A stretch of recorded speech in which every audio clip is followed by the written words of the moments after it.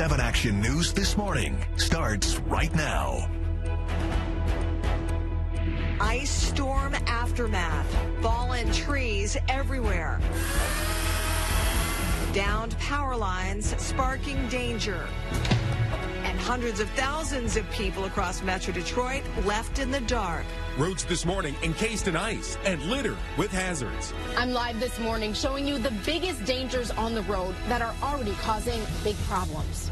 Temperatures sitting below freezing this morning, but we get a big warm up this afternoon. We'll tell you when temperatures rise above freezing.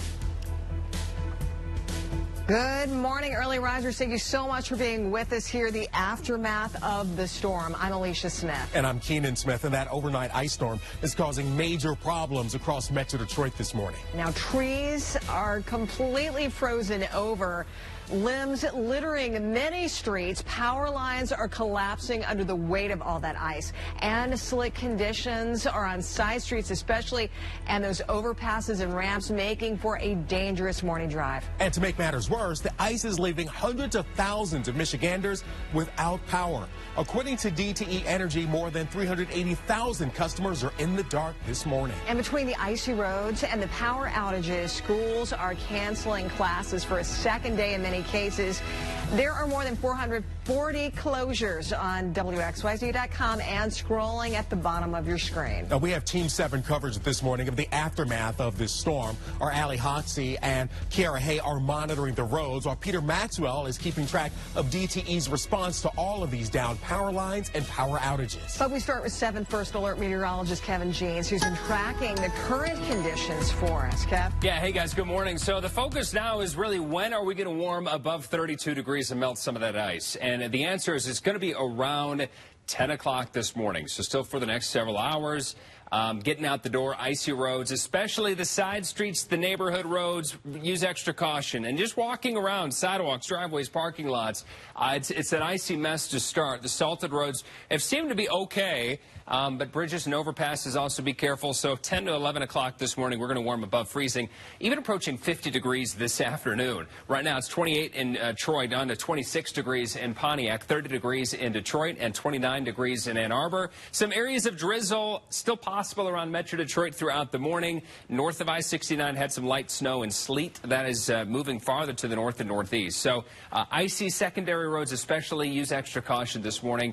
Getting to where you need to go. Give yourself some extra time, too, just to clear the ice off the car. You might be chiseling some of that. And then during lunchtime, it's above freezing, so roads should be much better. Even some patchy fog possible that may develop after about 10 a.m. through 1 or 2 this afternoon. The wind ramps up this evening. Temperatures are going to be close to 50 degrees around Detroit and south. A little colder north of Detroit, but it gets windy this evening. Allie. Taking a look at I-94 in Gratiot, we are moving smoothly here, but if you take a look at this, you can even see that power line kind of glistening in the distance there. It's a very icy morning, and we have had problems on our freeways. It's more over to the west. Taking a look at this closure in Dundee on southbound US 23 at Ida West. It's currently closed because of downed trees. You can exit westbound Ida West, take southbound Summerfield, and get back onto the freeway from Summerfield if you're heading southbound US 23. This ramp was closed at one point eastbound I-96 to get to I-94. Now we have the right lane closed. So if you do see any backup in this spot, we're moving 52 miles per hour. But if you do want to avoid the area altogether, you can keep going eastbound I-96 to northbound I-75 to hop back onto I-94. Let's send it on over now to 7 Action News reporter Kiara Hay in live drive, checking out the road conditions on our side streets this morning. Kiara, we've seen road closures even on the side streets. Absolutely, Allie. We've been cruising around Van Buren Township all morning. We just turned down March, so I'm going to turn the camera over so you see what we're looking at. Pretty clear here. This has not been the scene for much of this morning. We were over at West Huron River, where that road is completely closed off because the branches just littered the entire roadway. You can't see right now, but the trees this morning are looking pretty limp. Oh, there we go. We're running into a spot right now. That's what you have to be cautious for. We're not seeing icy conditions on the roads. That hasn't been the major issue this morning, but it's the downed trees. We even saw a downed power line here in Van Buren Township. On a lighter note, we also seen someone in the road kind of helping out his neighbors, trying to pull some of the branches away so people could get to work. Now, on this road, we're on Martz here in Van Buren Township. The lights are on, but that has not been the case around this neighborhood in other areas as well. We have seen lights out, people saying they had to call off work this morning. We talked to someone who said their power went out around 8 p.m. and the reason they were on the road now was to try and get some gas for their generator. So, you know, it's pretty much 50-50 here in Van Buren Township. One street will have power, one street will not. But the main issue are these branches that are littering much of the roads here in Van Buren Township. So be careful, be safe. Even if conditions look clear, you want to take it slow. Live in Van Buren Township, I'm Kiara Hay, 7 Action News. That is great advice because it is slippery out there. Thank you so much, Kiara, for that update. Well, maintaining the roads with a storm like this is a difficult job, but road crews have been hard at work overnight making sure that the roads are as safe as possible, and that work continues this morning. We're joined now by the Oakland County Road Commission's Craig Bryson. Craig, thank you so much for joining us this morning. Thank you. Tell us what your crews are seeing out there and what the status is of the roads in Oakland County. Well, it really is a mixture. In the more urbanized areas in the southeast part of the county, things seem to be fairly decent, moving fairly well, and most of the roads fairly clear. In the western and northern parts of the county, we're seeing more icing, more hard pack that we're still clearing up. So it's a real mix. And as was mentioned earlier, more of the secondary roads are more likely to be icy. The freeways are moving pretty well, though. All right. Now, we have a lot of experience with dealing with snowstorms, and there's a familiar rhythm to that. But ice storms are a little different. How do you guys approach an ice storm, and is it different than a snowstorm? And tell us a little bit about what might be tricky about this. Yeah, that's a great point. It is trickier. And one of the problems we've been having overnight is refreeze, where we have salt down. We've been out all night salting, but the roads turn to water, and then the temperature drops, and they refreeze. Even though we have salt down, we have to go continually re-salt the same areas.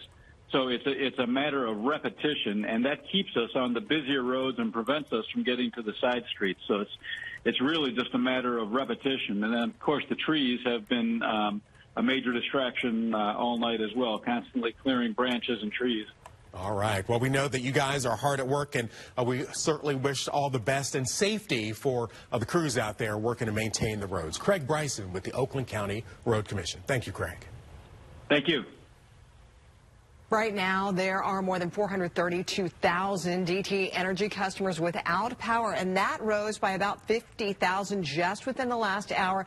We've heard that it's been hard for some people to reach DTE to report an outage, and I made a call to DTE's media line at 4 o'clock this morning requesting an interview about it, and we just found out that DTE is going to update us at 7 a.m. All right. Well, the down power lines are creating a major risk for fire, for homeowners, and, of course, for shock and electrocution for DTE crews and for residents.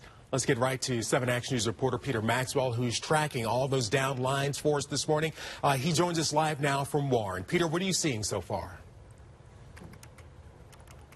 Well, good morning, Keenan. We're on Orchard Avenue in Warren. They cut the power off about an hour ago to this entire block. I just want to show you something. My photographer, Mike, pointed out to me. If you can see that smoke right there, we did see some sparks coming over from that area. A little concerning, so we might give fire department a call and have them come and check that out. We just saw a couple of little sparks right there. But take a look at this garage. You can see it's a complete and total loss. This is what happened when a down wire came down onto this garage and then it started to arc, and this is the final result of it. It's a total loss, everything from refrigerators to bicycles to tires to furniture to a freezer full of food. Everything is completely gone up here, even up into the rafters. And just take a look at this once. Well, it was a recycling bin. It's now just a completely melted pile of plastic. But you can take a look from the video from earlier from the homeowner's son. You can see the garage start to catch fire, and in the video, you can actually hear the arcing of those power lines. And when the homeowner looked outside, Cheryl Hammonds, well, when she looked outside, it was, well, she was just in shock.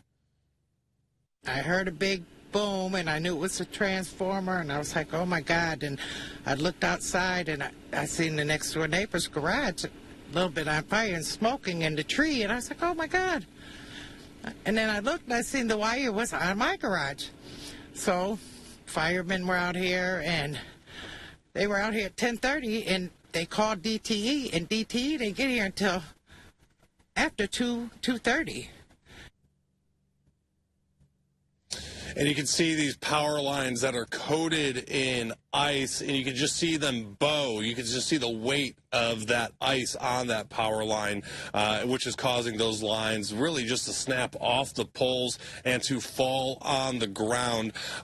So if you do see a down power line, you're going to want to stay at least 20 feet or even more away from that down power line. The next step you're going to want to do is call 911 and then call DTE. I also want to mention something else, too, when it comes to the trees and everything like that. You can see this tree right here. This is behind the garage, and you can see it touching that those power lines right there. So that is what DTE has been trying to do for quite some time, is to clear those trees from and away from those power lines, so situations like this won't happen. But again, I mean, with the ice and everything on those power lines, it just creates a lot of weight on them. Reporting in Warren, I'm Peter Maxwell, 7 Action News. All right. I mean, that garage behind you is a real fright for folks dealing with down power lines this morning. Thank you, Peter.